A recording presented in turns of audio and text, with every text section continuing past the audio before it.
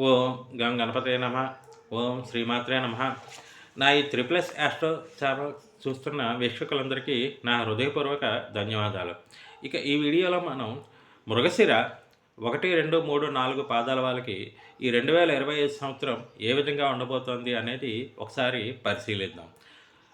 ముందుగా ఈ 2025 సంవత్సరం గ్రహాల తాలూకా గమనాన్ని చూసుకుంటే శని భగవానుడు 2025 మార్చి 29 దాకా కుంభరాశిలోను, ఆ తర్వాత సంవత్సరం అంతా మీనంలోనూ సంచరిస్తాడు. అలాగే దేవగురు బృహస్పతి 2025 మే 14 దాకా వృషభంలోను, ఆ తర్వాత మిథునంలోను, తిరిగి అక్టోబర్ 29 నుంచి డిసెంబర్ 4 మధ్య కర్కాటకంలోను, తిరిగి డిసెంబర్ 4 నుంచి సంవత్సరం అంతా వక్రించి మిథునంలోనూ తన సంచారం సాగిస్తాడు. అలాగే రాహువు 2025 మే 18 దాకా మీనంలోను, ఆ తర్వాత సంవత్సరం అంతా కుంభంలోనూ సంచరిస్తాడు. అలాగే కేతువు 2025 మే 18 దాకా కన్యలోను, ఆ తర్వాత సంవత్సరం అంతా సింహంలోనూ సంచారం సాగిస్తాడు. ఇక ఈ విధమైన గ్రహాల గమనాన్ని బట్టి మృగశిర నక్షత్రం వాళ్ళకి ఈ సంవత్సరం ఎలా ఉండబోతుంది అంటే, మృగశిర 1, 2 పాదాలు వృషభ రాశిలోకి వస్తాయి. అలాగే 3, 4 మిథున రాశిలోకి వస్తాయి. ఏవైతే వృషభ రాశిలో 1, 2 పాదాలు ఉన్న మృగశిర నక్షత్ర జాతకులు ఉన్నారో వాళ్ళకి ఈ సంవత్సరం చాలా బాగుంటుంది. ఏదైతే మిథున రాశిలో ఉన్నారో 3, 4 వీళ్ళకి ద్వితీయార్థం బాగుంటుంది, ప్రథమార్థం కొంచెం కష్టతరంగా ఉంటుంది. ద్వితీయార్థం మటుకు చాలా బాగుంటుంది. ఇక ఎవరైతే ఈ మృగశిర నక్షత్రంలో ఉన్న విద్యార్థులు ఉన్నారో, ఈ విద్యార్థుల్లో ఎవరికైతే వీళ్ళు కుజమహాదశలో పుట్టి ఉంటారో, కుజమహాదశ తర్వాత రాహుమహాదశ జరుగుతూ ఉంటుంది, రాహువు తర్వాత గురుమహాదశ జరుగుతుంది. ముఖ్యంగా విద్యార్థులు ఎక్కువగా రాహుమహాదశలోనే మృగశిర నక్షత్ర జాతకులకు విద్యాభ్యాసం అన్నది ఎక్కువ శాతం జరుగుతూ ఉంటుంది. అందుకని రాహుమహాదశ ఎవరికైతే నడిచి ఈ విద్యార్థులు ఉన్నారో వీళ్ళకి ఈ ప్రథమార్థం ఏదైతే 1, 2 పాదాల విద్యార్థులు ఉన్నారో వీళ్ళకి ప్రథమార్థం అంతా బాగుంటుంది, అనుకూల ఫలితాలు ఉన్నాయి. ద్వితీయార్థంలో కొంచెం అనుకూలత తక్కువ. అదే 3, 4 పాదాల వాళ్ళకైతే ప్రథమార్థంలో కొంచెం అనుకూలత తక్కువగా ఉంటుంది, ద్వితీయార్థంలో అనుకూలత బాగుంటుంది. ఇక ఎవరైతే ఉద్యోగస్తులు ఉన్నారో ఉద్యోగస్తులకి ఏదైతే 2, 3 పాదాల్లో ఉన్న మృగశిర నక్షత్ర జాతకులకి ఒకవేళ రాహుమహాదశ నడుస్తూ ఉంటే వీళ్ళకి ప్రథమార్థం బాగుంటుంది, ద్వితీయార్థంలో కొంచెం ఉద్యోగంలో చిక్కులు వచ్చే అవకాశం ఉన్నది. అలా కాకుండా ఒకవేళ గురుమహాదశ జరుగుతూ ఉంటే మీకు మీ జాతకంలో కానీ వ్యక్తిగత జాతకంలో కానీ గురుమహాదశ జరుగుతుంటే అది ఈ మృగశిర 4 పాదాల వారికి కూడా ప్రథమార్థము బాగుంటుంది, ద్వితీయార్థము బాగుంటుంది. ప్రథమార్థం కంటే కూడా ద్వితీయార్థం చాలా అద్భుతంగా ఉంటుంది. అలాగే అవివాహితులు ఎవరైతే ఉన్నారో వీళ్ళకి ద్వితీయార్థం వివాహం యోగం కలిగే అవకాశం అయితే ఉన్నది. ఇక ఆరోగ్యపరంగా చూసుకుంటే ఈ సంవత్సరం వీళ్ళకి 1, 2 మృగశిర 1, 2 పాదాల వాళ్ళు ఎవరైతే ఉన్నారో వీళ్ళకి రాహు మహాదశ నడుస్తూ ఉంటే లేదా శని మహాదశ నడుస్తూ ఉంటే వీళ్ళు కొంచెం ఆరోగ్యపరంగా చిక్కులు ఎదుర్కొనే అవకాశం ఎక్కువగా ఉన్నది. ముఖ్యంగా ఏప్రిల్ నుంచి జూన్ మధ్యన వీళ్ళకి ఆరోగ్యపరమైన చిక్కులు కలిగే అవకాశం ఉన్నది. కొంచెం ఆరోగ్యపరంగా జాగ్రత్తలు తీసుకోవాల్సిందిగా సూచన. అలాగే ఎవరైతే ఈ మిథున రాశిలో పుట్టిన మహిళలు ఉన్నారో ఈ మహిళలకి మే నుంచి అక్టోబర్ వరకు 4 పాదాల వారికి మృగశిర నక్షత్రం 4 పాదాల వాళ్ళకి కూడా రాహుమహాదశ కానీ లేదు శని మహాదశ కానీ జరుగుతూ ఉంటే ఆ రాహువు కానీ శని కానీ మీ జన్మజాతకంలో అనుకూలంగా లేకపోతే, మీ జన్మజాతకంలో రాహు కానీ శని కానీ అనుకూలంగా లేకపోతే వీళ్ళకి దీర్ఘకాలిక రోగాలు, మహిళలకు సంబంధించినటువంటి దీర్ఘకాలిక రోగాలు వచ్చే అవకాశం ఉన్నది. కాబట్టి కొంచెం ఈ 3 నెలలు జాగ్రత్తగా ఉండవలసిందిగా సూచన. అయితే వీళ్ళు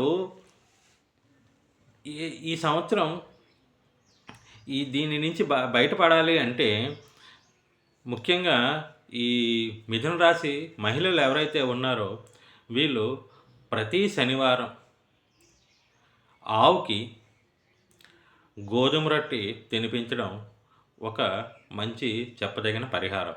అలాగే శనివారం శివాలయానికి వెళ్ళి శివుడికి అభిషేకం చేసుకున్నా కూడా మంచి ఫలితాలు కలుగుతాయి.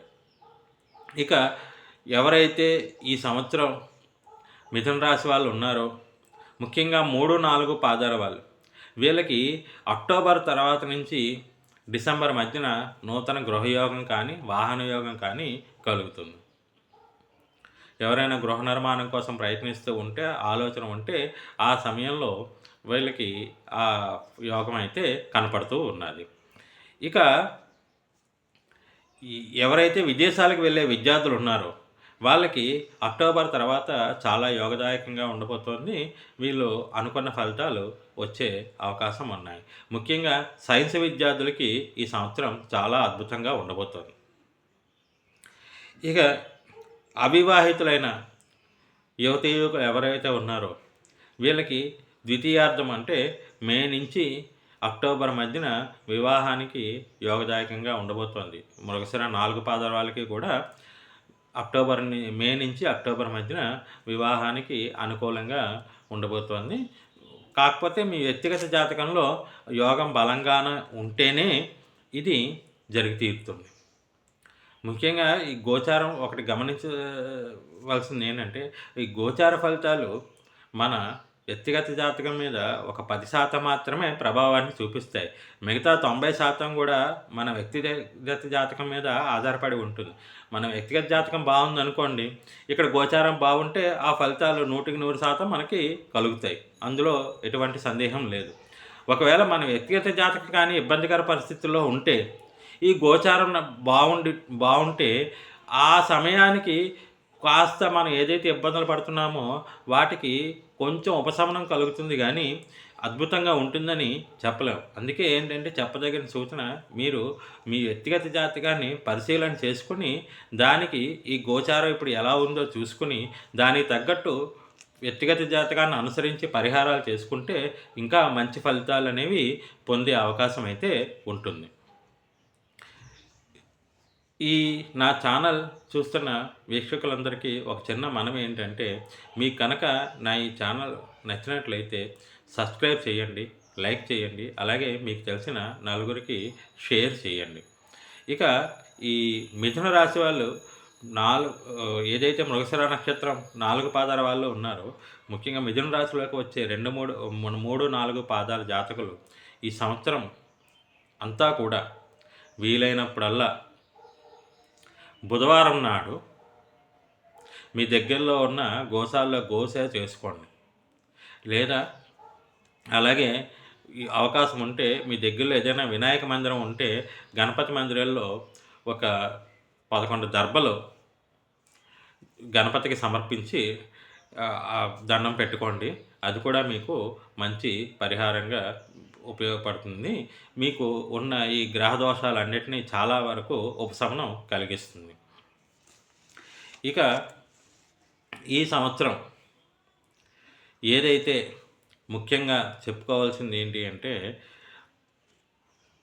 అక్టోబర్ నుంచి డిసెంబర్ మధ్య ఈ మిథున రాశికి సంబంధించిన 3, 4 నక్షత్రాల జాతకులు మిథునంలో ఉన్న మృగశిర నక్షత్రం 3, 4 జాతకులు ఎవరైతే ఉన్నారో ఇంట్లో ఏదైనా శుభకార్యం కానీ అంటే గృహం కొనుగోలు కానీ లేదా ఏదైనా వివాహ శుభకార్యకాలు కానీ ఏదైనా అవకాశం ఉంటే తప్పకుండా చేసుకునే ప్రయత్నం అయితే చేయండి. ఎందుకంటే తర్వాత వచ్చే సంవత్సరం కొంచెం పరిస్థితులు అంతగా అనుకూలించవు ఈ సంవత్సరం. కాబట్టి అలాంటి ప్రతిపాదన ఏదైనా గృహం కానీ వాహనం కానీ లేదా ఇంట్లో ఏదైనా శుభకార్య ప్రతిపాదన కానీ ఉంటే అది ఈ సంవత్సరమే ఆ 3 నెలల్లో కంప్లీట్ చేసుకునేడానికి ప్రయత్నం అయితే చేయండి. అది తప్పకుండా ఫలిస్తుంది. ఓం శ్రీమాత్రే నమః.